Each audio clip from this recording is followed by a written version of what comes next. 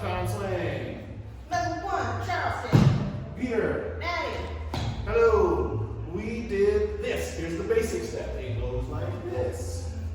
Rock, step, kick, step, double kick, step. Rock, step, kick, step, double kick. If we both do it kind of solo, so you can see, can we do it facing each other? So you can see I start on my left. I start on my right. And the arms go opposite. 5, 6, 7, 8. Rock, step, kick, step, double kick, step. Rock, step, kick, step, double kick, step. You may want to do this. Rock, step, kick, step, double. Don't do that. Bend over. You're going to think you're here, and you're going to be right here. You're going to look great. 5, 6, you and me. Rock, step, kick, step, double kick. Keep the bounce. Keep the arms. If you can practice that, it'll be great for next week. A reminder of our skip up. The one move we did, it was like this. Rock, step, kick, step, swing. Right back into a basic.